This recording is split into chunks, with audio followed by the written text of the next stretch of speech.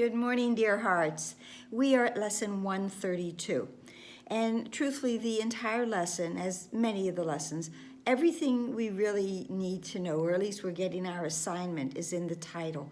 I loose the world from all I thought it was.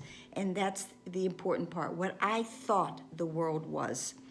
So this is the assignment that we're being given, to loose the world from all we thought it was. And then the next thing is that we are being given the whys. We're being given the reasons throughout the lesson. Why should we do this? Well, first of all, we want to free the world, loose the world from what I thought it was, because that will free it from both the past and from the future and bring it into the present moment. Again, the present moment is the only real time there ever is, and it is in the present moment that the world can indeed be set free, that I can set the world free from everything I thought it was. That happens in the present moment. Well, why do I want to loose the world from everything I thought it was? Well, because I need to escape it, and I need to escape it because I have enslaved the world with my fears and my doubts and my miseries and my pain and my tears and all of the sorrows that I have had, I have placed upon the world. And I need to loosen the world. I need to free the world from all of those thoughts so that I can see a different world. The lesson tells us that the world in itself is nothing, which is very much the same as the ego. The ego is nothing. It is merely a belief that I have had, and now I have compounded that with putting my beliefs upon it. And I can change that. I can change my mind about the world. I can change my mind about the ego, and I can free them. I can redeem this world for the real world. I can exchange it for the real world, the world that God created, not the world that I have made. And in the present moment, right here and now, that is where the freedom is. And that is where I am able to change my mind and change the world. And remember, and it says several times throughout this lesson, one of the major tenets of the course, and several of the lessons are combined and appear in this lesson, that ideas do not leave their source. So the world that I am seeing is the one that I made from my ego lower mind, and I'm holding that prisoner in the lower mind.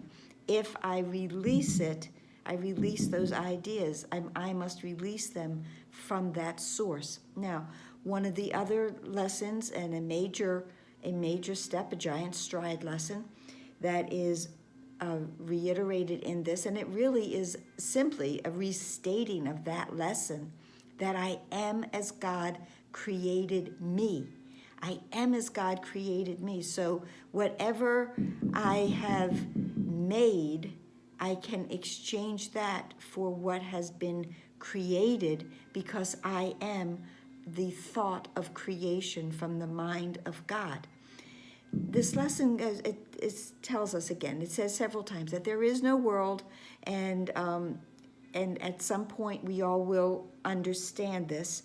And it says that, different students, all right, we will get this at a different time. We might get a part of it, and then, as one of the other lessons tells us, and we'll wander off.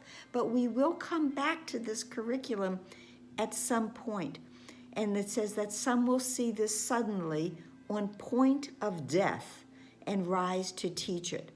And in the COA book, it refers to that as possibly being a mystical experience that we have, that or a great awareness. So that would be the point of death of the ego and the rising up of our true mind, our true self, that we now are able and ready to teach this curriculum, to teach these ideas, to allow others to have the same freedom that we accomplish through loosing the world. Great lesson. In paragraph 11, it says, "Yet if you are as God created you, you cannot think apart from him, nor make what he does not share. His timelessness and love." That's what we share with God, his timelessness and his love. And these are not inherent in the world that we see. We go to practicing is for 15 minutes twice today. As we go into the 15-minute practicing, we are to say, "I, who remain as God created me, would loose the world from all I thought it was, for I am real, because the world is not, and I would know my own reality." Releasing this world is lifting a great weight off of it and off of us, that we are now able to be with the real creations of God, and we are one of them. And that is all that we really need to know, that we are one with God, we are part of his real creations, and when we deny the illusions of this world and rejoin our mind with God's, then we are able to co-create with him in timelessness and in love. So I hope that helped. It's a really important lesson. Just one more thing. That this lesson says that whenever we do this, whenever we change our mind and we change it into a space of healing, that again, and it's like that pebble in the pond that I talk about so much, those thoughts, those healing thoughts will go out, and it will benefit and go across the world to ones that we know as well as ones that we have never met. Okay, so we can heal today, and let that be what we do. Please like, please share, please subscribe, and comment, and please be here tomorrow. Namaste.